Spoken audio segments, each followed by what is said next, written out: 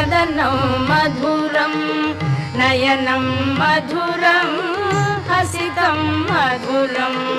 हृदयं मधुरं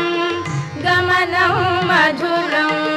मधुराधिपतेरखिलं मधुरं वचनं मधुरं चरितं मधुरं वसनं मधुरं वलितं मधुरं वचनं मधुरं